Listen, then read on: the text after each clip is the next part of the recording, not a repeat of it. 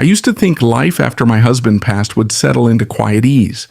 I'd spend mornings trimming hydrangeas, afternoons turning pages in dusty library books, evenings waiting for a call, that day's call, from my son. I told myself silence was a kind of peace, but peace does not come to those forgotten. The phone rang at 5:30. His voice was clipped, terse. "Mom, we're bringing Benji tonight. He's very sick. You'll watch him."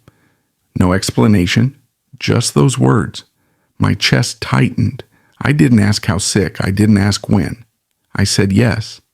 They arrived after dark. The car door cracked open and there he was. Skin too pale, eyes bright but hollow, clutching a bear threadbare at the seams. My son's wife stepped past me, avoiding my eyes. He said, "He's very sick, Mom. We need to leave. You're the only one we trust." They handed me a stack of prescriptions, a slip of paper with no doctor's name. And then they melted back into the night, swallowed by the Uber. He coughed once, deep, rattling, and I felt my stomach drop. The papers lay heavy in my hands, vague and unconvincing. I placed them beside me, heart pounding. I showed him to the guest room, tucked him in with quilts of summers past, remembering when I tucked in his father all those years ago. I sat beside him, flipping through the pages. No diagnosis, no doctor, just lines that could say anything. When he woke, gasping, I rose and held him. I hummed lullabies I thought I'd forgotten. Something in the curve of his cheek, the tilt of his shoulders, pulled me in deeper than fear ever could. He reached and gripped my hand, weak, warm, real. I watched him breathe. In the shadows, I remembered my son as a boy, laughing, curious, eager, then marriage, money, arguments. Why did I never see this coming?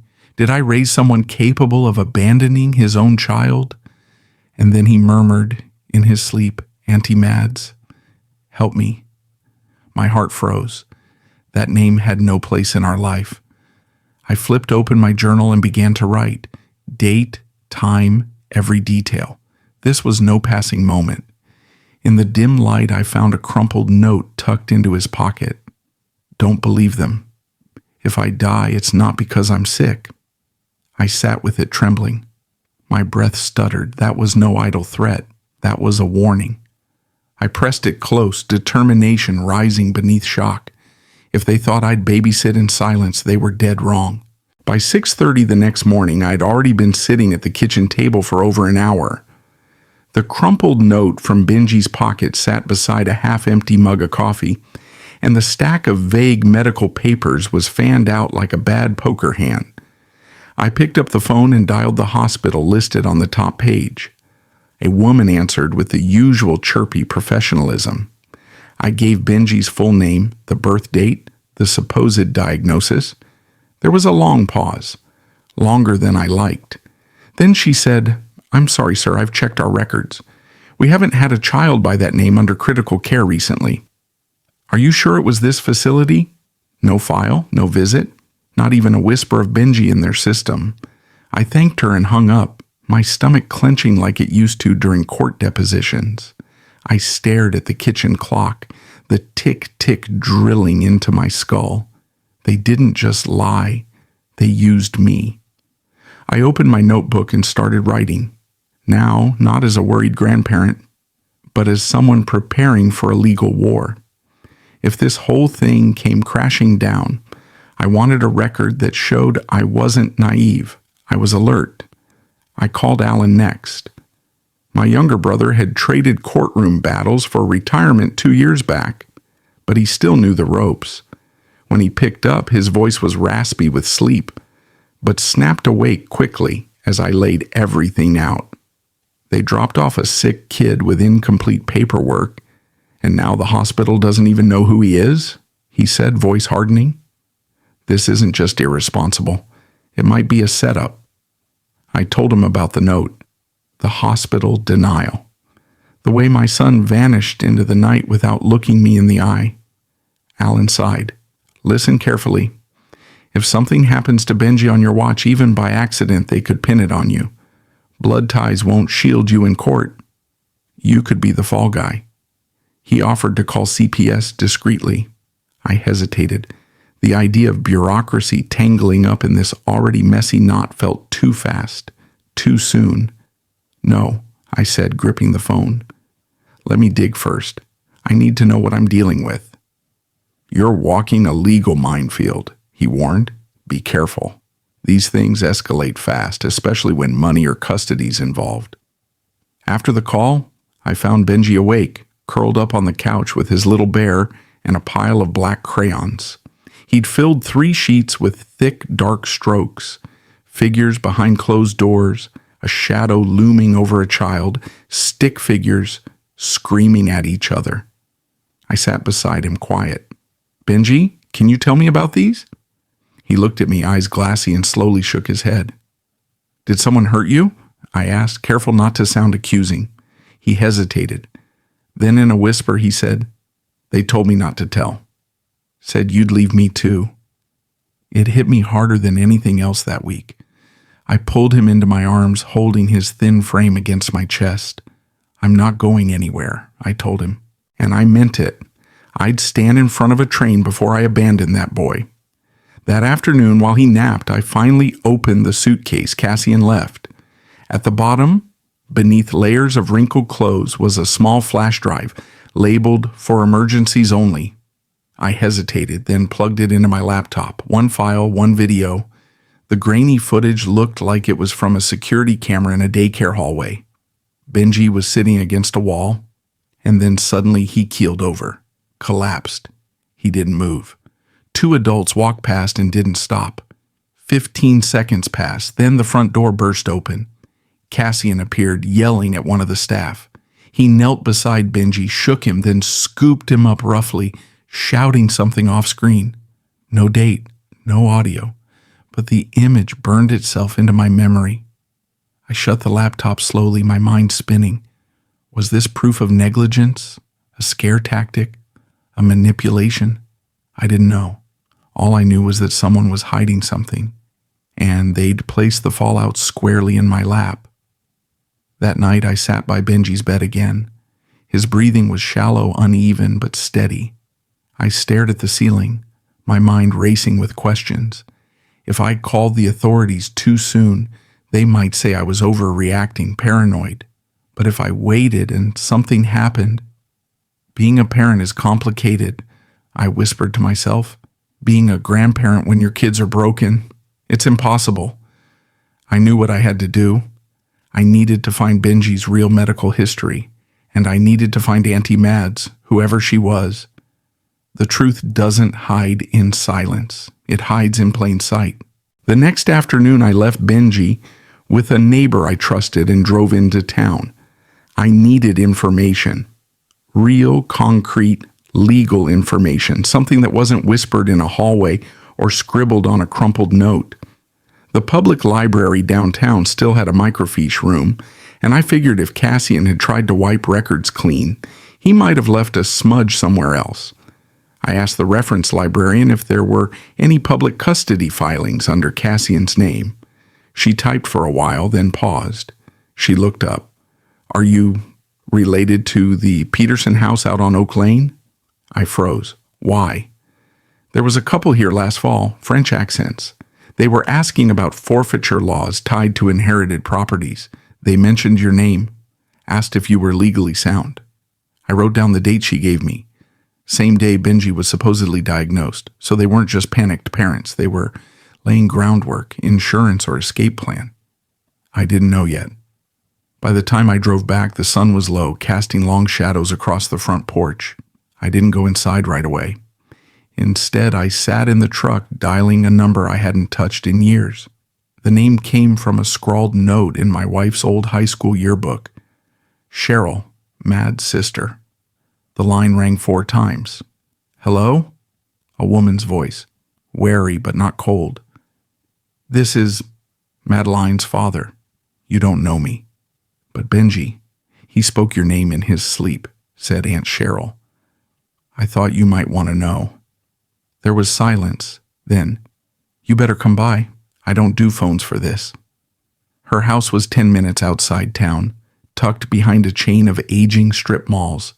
The lawn was wild and cat figurines lined every windowsill, but Cheryl stood in the doorway like she'd been expecting me.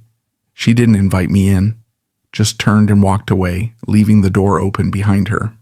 The living room smelled like peppermint oil and dust. She didn't offer coffee. Instead, she sat down, pulled out a tin box, and opened it. I haven't spoken to Lydia since the fight over her mother's will, 8 years. But last month I got this. She handed me a postcard, no return address, postmarked from Paris.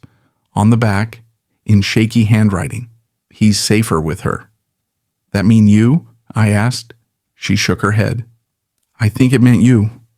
I left her house with more questions than answers, and a fresh storm brewing in my gut. That night, Benji screamed in his sleep. I rushed in, sat on the edge of his bed. "The black car," he cried. "They said it was coming." I held his shoulders gently.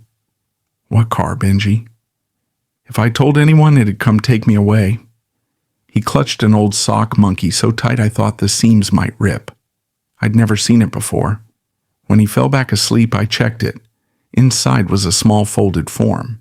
It was a hospital intake sheet. Different hospital. Different diagnosis. Dated 2 months. Before the one his parents gave me. Something didn't line up. I sat at the kitchen table long after midnight, cross-referencing the documents, mapping dates, trying to build a timeline that didn't betray logic. Someone lied. I just didn't know who stood to benefit. Then at 2:14 a.m., my phone buzzed. Voicemail, no caller ID. "Stop asking questions," the voice said, masked and metallic, "or the past won't stay buried." I played it twice. Male, definitely American. I locked every window, every door, then pulled out the camera kit I'd use for bird watching and mounted it over the porch.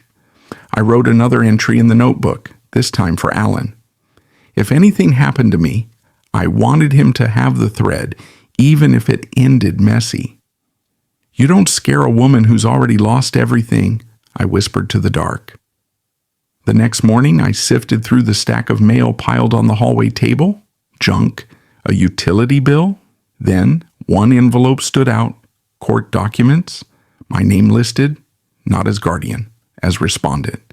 An emergency custody hearing, filed from Paris petitioners, Cassian and Lydia. I stood in the hallway, paper shaking in my hands. My knees didn't buckle, I wouldn't give them that, but my voice did when I whispered aloud, "They left me the boy and a legal noose." Night settled over the house like a slow cloak, and I found myself awake well past midnight. Benji slept, small and fragile, in the next room. I kept glancing at the monitor. The grainy security camera footage replayed itself again and again. Then I froze. A shape passed by the window, just briefly, but unmistakable. The silhouette matched Cassian's profile, shoulders and head tilting. My heart thumped so loud I thought someone could hear it outside. I swallowed hard and sat in silence. Could I confront him now? Would that tip my hand? No, I needed proof. I stood, planting my voice recorder by the hallway door, when I crept off to the bathroom. My steps echoed. A creak, a shadow shifting again. Then nothing. But the tension remained in every corner. Back in the kitchen, I replayed files from the flash drive. A folder named Legacy opened. Inside, deed after deed, each one showing my name removed, erased. One document was backdated to 2 months before they left. My signature was there, but the writing looked wrong. I compared to old letters. The curves were off. My stomach clenched. I snapped photos and called a friend who analyzes handwriting. I let the quiet rage wash over me. They were deliberately striking my name from everything that tied me to Benji. Then memory struck like a cold gust. I recalled a visit to Quillan's corporate office years ago. I was younger and naive. He leaned in and said, "Lead isn't always gold. Assets shift quietly." I laughed then. Not anymore. I also recalled seeing his assistant printing papers late at night, ones with my name. Suddenly the pieces aligned. Quillan had laid groundwork before any of this began. My palms turned cold. I dialed Quillan's direct line. It rang, then connected. He answered calm, smooth. His voice was measured. "Silas, what are you up to now?" I didn't hesitate. "Why are you erasing me from my own legacy?" The line crackled. "If you'd stayed silent," he said, "none of this would matter." He warned me quietly. "You're walking close to a cliff. One misstep. You fall." The line went dead. I gripped the phone long after, breathing ragged. I looked at the documents, at Benji's sleeping form, at the empty hallway. Quietness pressed in. At 3 a.m., I roused Benji, holding the altered deed in trembling hand. "Do you see this?" I whispered. "They tried to take everything, even my tie to you." He blinked up at me. "Did they mean to take you too?" Tears stung my eyes. I swallowed. "They tried, but I'm still here." I rested my hand on his shoulder, leaned close. Outside the sound came. A car door clicked. A breath. Someone watched. I stayed up through the night, not out of choice, but because my mind wouldn't let go of that sound, the sharp click of a car door outside. 2 in the morning, dead silence, and then that. I played the footage again. Nothing this time, no shadow, no motion, clean, too clean. I stared at the screen until my eyes dried out. "Am I imagining this?" I whispered. "Or are they just that good?" In the kitchen, I reached for the coffee pot, hands unsteady. Burned my palm when I grabbed the side without thinking. I barely flinched. Just stood there watching steam roll off my skin. I was numb, inside and out. I walked past the hallway mirror, looked myself dead in the eye. I'm not the one who should be breaking. Then came the voicemail. Alan's voice, urgent but quiet. "You need to meet me today. I found something you need to see." I didn't even finish the coffee. Mid-morning, I sat across from Benji, trying again to pull him out. He was sketching something. Tight circles over and over on a scrap of newspaper. "Did you have any dreams last night?" I asked gently. He didn't answer, just pressed harder into the page until the crayon snapped. "Hey, I'm trying here," I said, not sharp, just tired. He stood, walked to the other room, didn't say a word. I sat there alone. They broke him early, I thought. They're doing the same thing to me now. I called Lydia. Paris time was late evening. She picked up but didn't speak. I waited. Nothing but breath and silence on the line. "Why'd you leave him with me?" I asked. "Why not just take him with you, if you knew all this?" Still silence. I don't know what I wanted from her. An apology, maybe just a single word to make this mess make sense. But she gave me nothing. I hung up. That's when I finally let the tears fall. Not because I was afraid, not even because I was overwhelmed. I cried because silence had won. By late afternoon, I made it to the center Alan volunteers at. He met me outside, didn't say much. Led me to a quiet back room with old carpet and a chipped desk. He slid a folder toward me. "Bank records," he said. "Your name's on this one, and this one." I flipped through the pages. Transfers from an account I never opened. My social security number attached to a trust tied to a charity I'd never heard of. Alan's voice was low. "Cassian used your ID to create this thing, a shell. It's in your name, but he's the one who pulled the strings. If anything happens to Benji, medical, legal, even criminal, you take the fall, you're listed as the responsible party." I just sat there, my jaw locked. "They didn't just leave me a child," I finally said. "They left me with a loaded gun pointed at my own life." Alan leaned closer. "You need representation, Silas. This isn't about custody anymore. This is something bigger." Back home, I found myself in Benji's room again. He was still out. In the living room, his room smelled faintly like old paper and plastic toys. I sat down on the edge of his bed, looked at the bookshelf. Cassian's old journal was still there. Black leather, gold edges. I opened the first page. His handwriting stared back at me, Legacy is not what you leave, it's what you erase. That sentence hit like a punch to the gut. I remembered Benji's voice from earlier that week. They said you'd leave me too. I clenched the journal in both hands. Not this time, I whispered. Not ever. Then I got up, pulled my laptop out, and started dumping everything. Emails, voicemails, signed papers, every single piece of anything I could find, into one big backup folder. If they were going to erase me, I'd leave them with a record they couldn't burn. Around 10 p.m., a knock came at the door. A courier. No company logo, just a blank envelope and a clipboard. For Mr. Quinn, he said. I opened it after he left. Inside was a single piece of paper, typed, no name. If you go public, the boy goes quiet for good. There was a photo clipped to the top. Me, asleep on the couch. Benji visible behind me mid-step. The time stamp. 2 nights ago. I stood frozen. Someone had been inside, watching us. Close enough to take a photo like that and leave without a trace. I looked around the room, then down at the floor. A small breeze passed by my ankles. I turned toward the hallway. The basement door, one I always kept locked, was now slightly ajar. It was late, the kind of late where the walls seem to lean in on you, and every tick of the clock grinds like it's daring you to break. I was at the desk again, hunched over piles of documents that felt heavier each night. My fingers hovered over the same forged trust papers I'd stared at 3 times already that evening. Nothing had changed. The signature was still mine, except it wasn't. I hit play on the voicemail again, that raspy voice whispering threats, followed by a subtle click that felt more menacing than a gunshot. My mind drifted to the shadow outside the window last week, just a figure, still, watching. How long had they been setting this up? I looked toward the hallway. Benji's door was cracked just enough for the nightlight to spill out a sliver of warmth.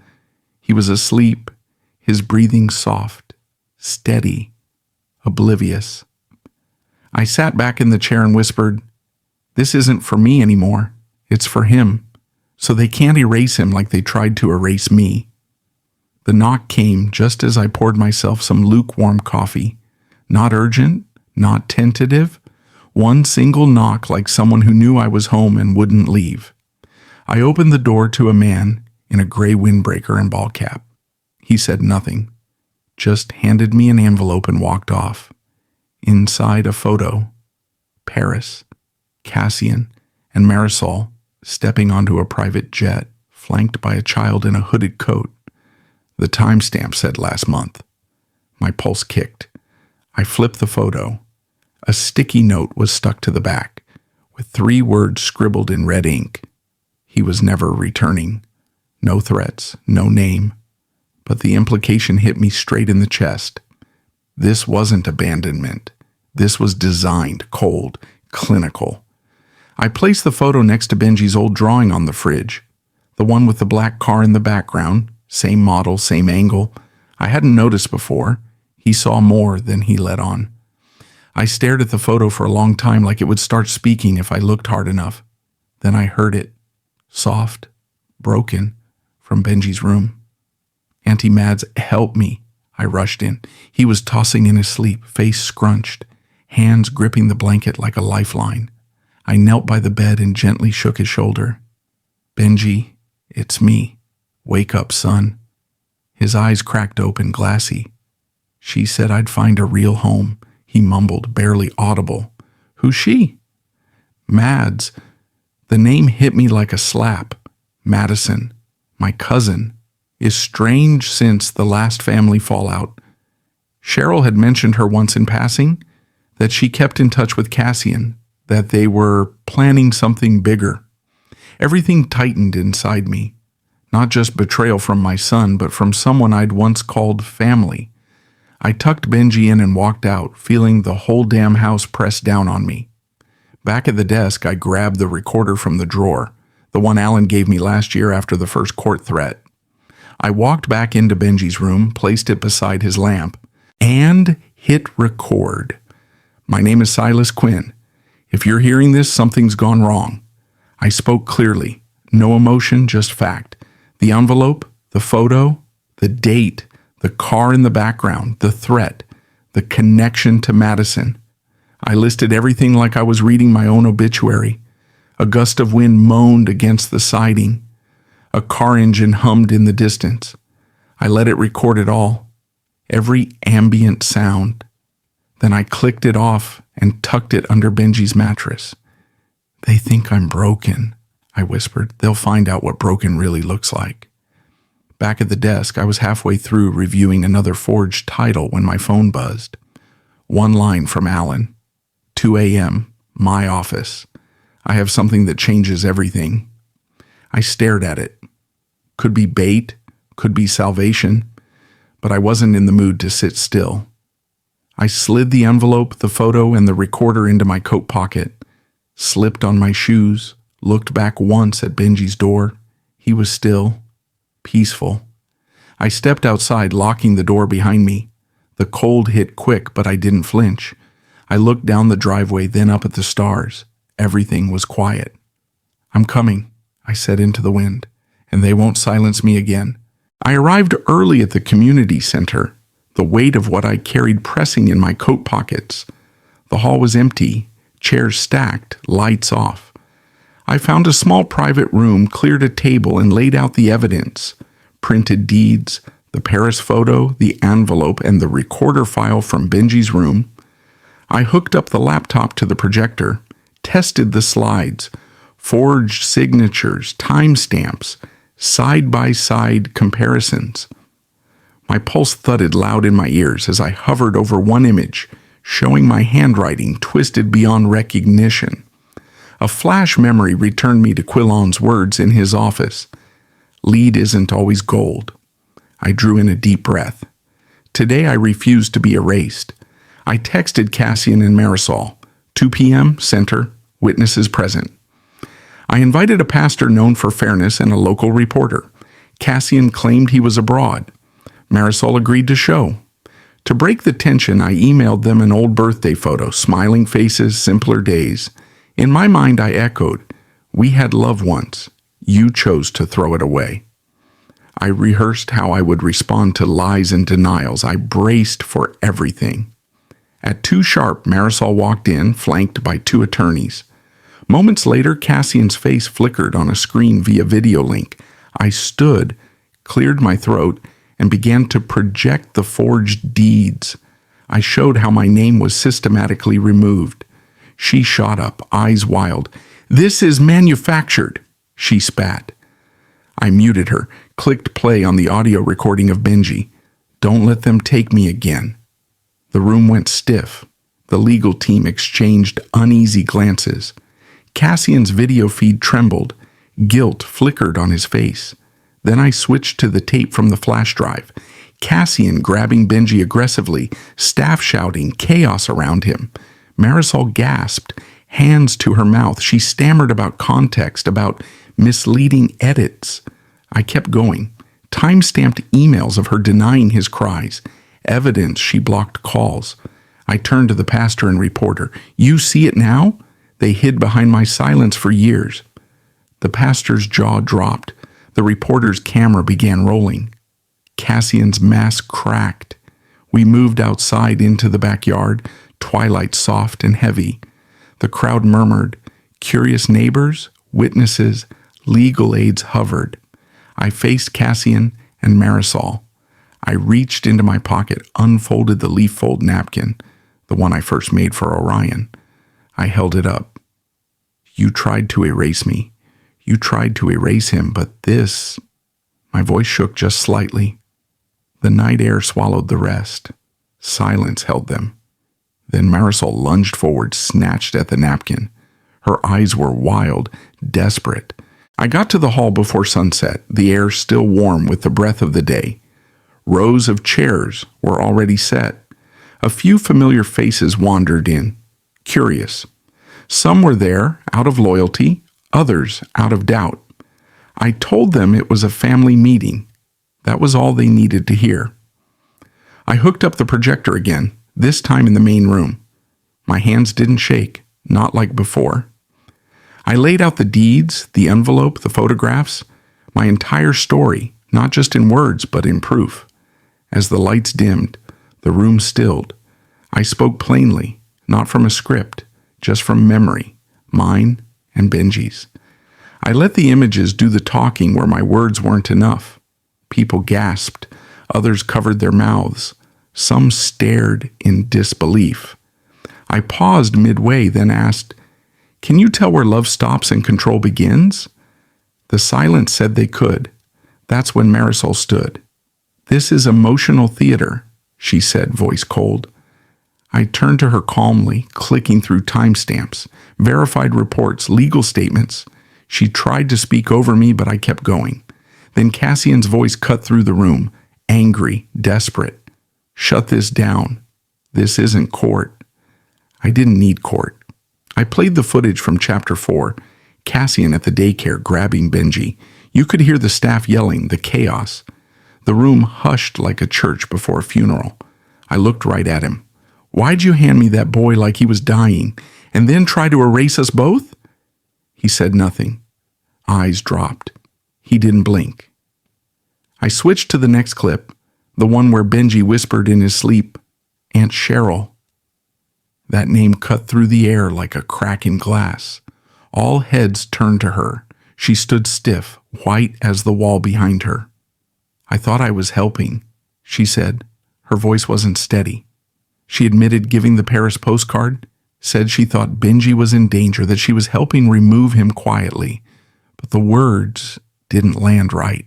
They felt too planned, too practiced. Cassian's face lost what little color it had left.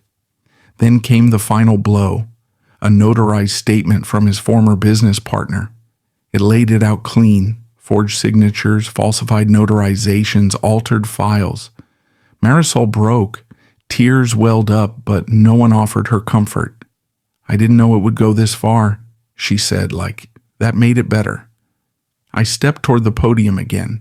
"You don't get to define family through lies," I said. "You build it through truth, or through showing up when it's hard." The pastor who'd stayed quiet all this time stepped forward. "I've never seen a lie so well dressed," he said. Then he turned and sat back down. The room shifted. People stood. Not for me, not against them. Just stood. As if to say, "We see now. We know." Outside, the night had taken hold. Camera flashes burst like lightning bugs. People murmured like wind. I headed toward my car. Benji was in the back seat, drawing on the foggy window. He looked up when I opened the door and reached out his hand. I took it. Behind me, the building still buzzed. Cassian and Marisol didn't follow. They stayed inside, alone in their silence. I didn't look back again, but my phone buzzed as I turned the key, a number I didn't recognize. "You uncovered some," the message read. "I'll show you the rest." I woke before the sun touched the windows. The house was still. Not the tense kind of silence that used to settle here like fog, but the kind that breathes. Benji was still asleep upstairs. The newspaper sat folded on the kitchen table, front page facing up.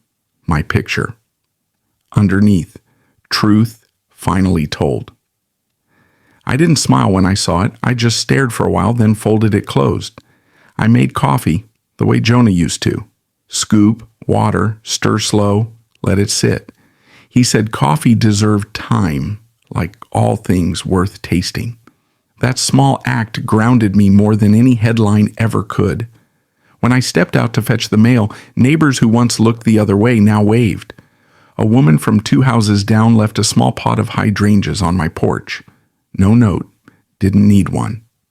I whispered to myself, peace isn't in winning, it's in finally being seen. Benji came downstairs not long after, dragging his sketch pad barefoot. He looked different, not just rested, but present. "They called," he said. "The therapy art program.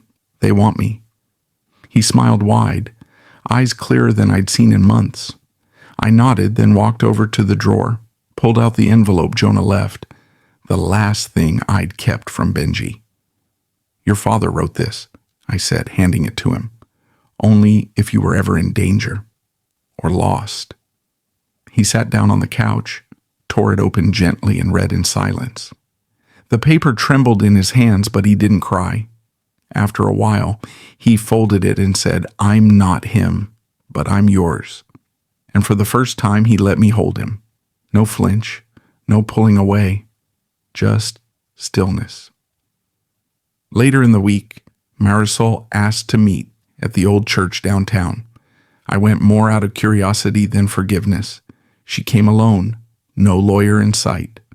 "I was scared," she said, "scared to lose control, scared you'd ruin us." I didn't argue. I didn't coddle her either. I just said, "I hope you grow." She cried. I let her. Then I left. Cassian didn't show. Instead, a courier delivered a document. He'd signed away any legal tie to Benji. I locked it in the filing cabinet in the den. Locked it inside me too. That part was over. On Saturday morning, I walked into the backyard. The weeds had won while we were busy falling apart. I started pulling them up one by one. By noon, Benji joined me with paint cans and brushes. Said he wanted to turn the old shed into a mural. A wall of feelings, he called it. Neighbors brought over small plants, seeds, cuttings. One brought lemon balm, said it calms the nerves. I started hosting a weekly class in the community center, Healing Through Truth. Women older than me sat in a circle. Some brought their own stories. We cried sometimes, laughed others. I told them, we're never too old to start over, not if we're still breathing. The garden didn't look like it used to. It looked better. Then one evening after dinner, I got a letter. Postmarked. Paris. No return address. But I knew the handwriting. Just one line inside. I saw the video. I'm sorry. I fed it to the fire. Watched it curl and blacken. As the flames died down, Benji looked up from the table. Would you ever go to Paris?